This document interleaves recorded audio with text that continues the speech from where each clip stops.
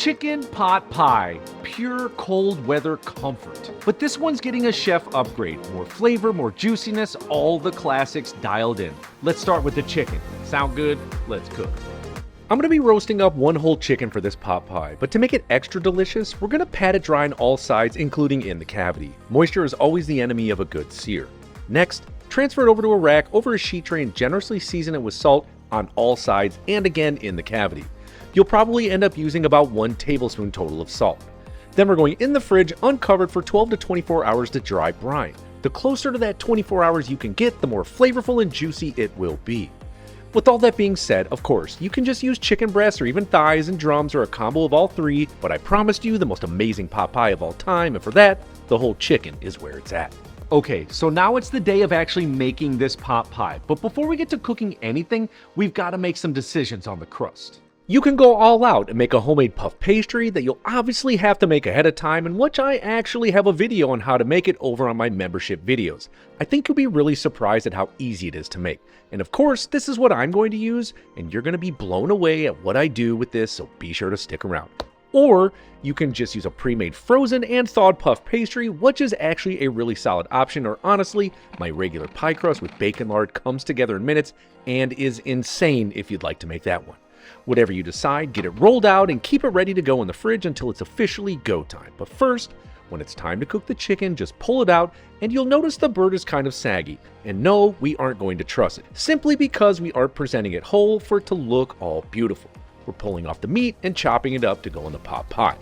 Let's transfer it over to the cooktop, and in a large carbon steel, cast iron, or stainless steel skillet, add in 2 to 3 tablespoons of cooking oil and crank the heat up to high. Once it begins to lightly smoke like this, add the chicken breast side up. We're going to sear it like this, untouched, for 3 to 4 minutes. Then after that time, give it a little flip ski and yep, already starting to brown and crisp up nicely. I'm actually going to roast it like this breast side now. As it cooks, all the juices will run down the chicken, making the breast ridiculously juicy, flavorful, and tender. Plus, this is my family's favorite part of the chicken. Unfortunately, they still haven't figured out that dark meat is better. I said what I said. Okay, in goes the thermometer into the thigh and then going on a middle rack in the oven at 425 degrees F, fan off, for right around 55 to 60 minutes, or until it reads right at 160 F internally.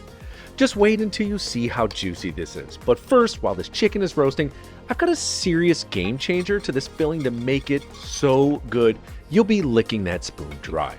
I learned this number in culinary school. In a medium-sized pot, add in 3/4 cup of chicken stock, 3 tablespoons of unsalted butter, and for a secret of mine, 2 tablespoons of dry vermouth, which is going to add some nice crisp, acidic, and slightly herbal tones. Bring it back over to the cooktop and cook it over medium-high heat to reduce it until there's maybe just 1/4 to 1/3 cup left.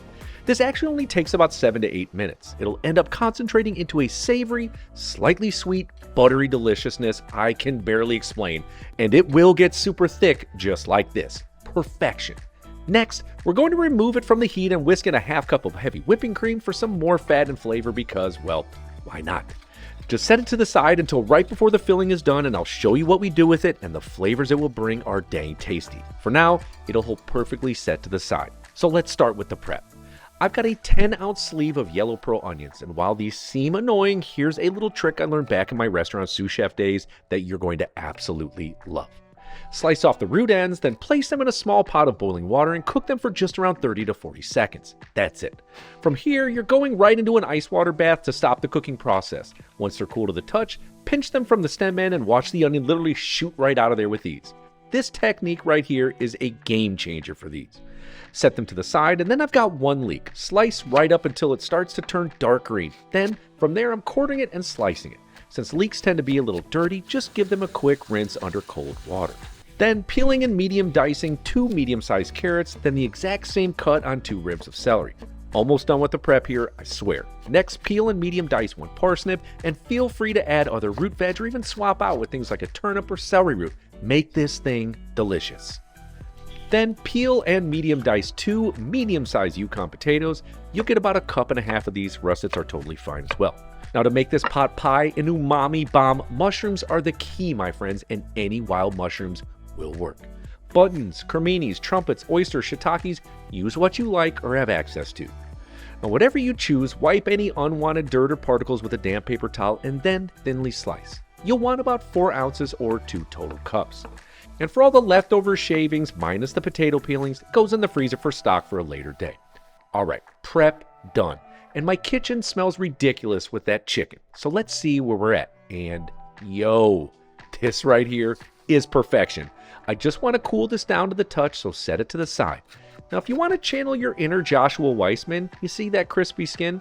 Take as much of that goodness off as possible, and I'll show you what to do with it in just a bit. But first, I promised you an epic crust. So my biggest issue with the classic pot pie is you have this amazing filling, and it's perfect, and then you wrap it in pastry dough and bake it at super high temp for like 25 minutes. Then you risk your sauce breaking, or worse, everything that's cooked to perfection is now mush. So in light of that, let's do something different. Something I did with my famous green bean casserole that broke the internet 3 years ago. In fact, Babish does this too, and the technique is flawless. Let's grab our rolled out sheet of dough and place it down on a lightly flour dusted surface. I'm going to be serving this pot pie in these little 8x6 cast iron dishes, and I'll probably need about 3 of them. And to get the perfect size crust, just place it down right on the dough. Now since puff pastry shrinks up a bit in width and rises really high, we're going to roughly cut about a 1-inch border around the dish, and it's 100% okay if it's not perfect, don't sweat it. And in case you're using a traditional casserole dish, the same cutting technique applies. Now place them on a sheet tray lined with parchment paper and almost ready to bake, but first an egg wash. Whisk together 1 egg yolk with 2 tablespoons of whole milk, then using a pastry brush, generously brush the top of each puff pastry oval to get a beautifully golden brown crust, a quick gentle season of salt, then off to the oven on a middle rack at 425 degrees F fan off for 25 minutes. But don't go far, because while this is baking, we're going to knock out this filling so that everything is done at the exact same time. In a large rondeau pot with 4 tablespoons of unsalted butter, turn the heat up to medium, and once the butter's melted, we're going to add in the leeks and pearl onions and give them a gentle season of salt to help draw out any moisture so they brown more quickly. We're going to carefully saute these while keeping the pearl onions intact for 5 minutes or until they start to turn light brown like this. And why is it every time you're stirring, you put your hand on your hip? Don't believe me that you do this? Just pay attention the next time you're over a pot or pan. It's hilarious. Okay, the onions are lightly browned. Turn the heat down to low and cook for only 5 minutes to further caramelize and get everything to look just like this. Delicious. Then let's add in the carrots, parsnips, celery, and potatoes, give a light season of salt, and all we're looking to do here is sweat these over low heat to start to tenderize them while occasionally stirring without browning them. We want the natural flavors to shine through. This should take only 5 to 6 minutes, but in the meantime, here's how you get those mushrooms even more delicious. In a large saute pan, add in 3 tablespoons of cooking oil and bring it to high heat until the oil starts to roll smoke just like this. Add in the mushrooms, give them a gentle season of salt, and spread them out over the pan to cover as much surface area as possible to get a better sear. We want these shrooms super well browned up because they take on an even more delicious umami flavor when you do this. Nothing like being able to knock out 2 things at once for some big time flavor. Once they look like this, let's add them right to the other pot. Then, of course, I totally forgot to prep this, but now I have it, add in 1 finely minced clove of garlic. Now at this stage, I would normally deglaze with some white wine, but don't forget about that creamy vermouth mixture that we're going to use in just a little bit. But first, we need to make sure this thing is thickened up, so we're going to add in a total of a half cup of all-purpose flour to make a roux. Stir in all that goodness, and you'll be able to plainly see that starch is covering the vegetables completely. This is what you want. And at this stage, pour in 3 cups of good chicken stock. I've got an awesome video for a homemade version if you want to check that out. We are going to turn this heat up to medium, and it will almost immediately thicken up, and once it does, turn the heat down to low and let it simmer. And in the meantime, let's pull the chicken meat off the bones, and there's really no perfect way to do this. All you're looking to do is extract as much meat as possible without the skin, and then roughly chop it up into bite-sized pieces. Now for that leftover carcass and skin, that's also going in the freezer until I have a few more to make stock. Okay, let's see how our filling is looking, and yes, this is great. Beautifully thick and the veggies are there.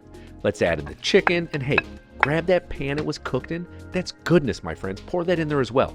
Next up, 1 cup of peas, and let's give everything a quick mix. And now to make this pot pie ridiculous, let's grab that vermouth cream and pour it right in there. Seriously, you are going to love this. And next, to add in another quick tip, 1 tablespoon of Dijon mustard.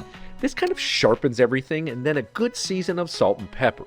Marry all that goodness together, and I have to say that my family definitely likes things to be a little saucier. In fact, they're obsessed with gravy, and for us, this is going to be bomb. Sauce.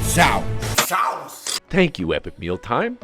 Let's also not forget about our little Weissman impromptu. Feel free to small dice up those crispy chicken skins and add them right to the pot as well. So at this stage, like I always say, season once, taste twice. Taste it, season it, taste it again, and see what it needs. And yes, there are certainly some steps to making this, but I promise you it is well worth it. And I'll show you why in a second. But first, one more taste. That's ridiculous. Oh my gosh. Now this is perfect timing because the puff pastry is done, and let's have a look. Come on now. That'll work. For plating up, let's ladle in our perfectly cooked creamy pot pie filling and then simply set our golden brown puff pastry right on top. Feel free to brush it with a little melted butter before serving, and let's just break into some of that crispy goodness. And yeah, this is hands down the best pot pie I've ever had. But the real judges always get the final verdict.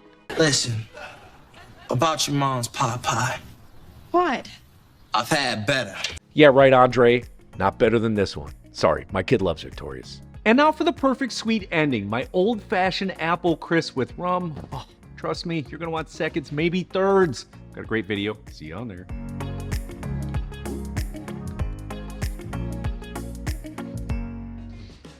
Vegetables perfectly cooked, creamy, crunchy. Yo!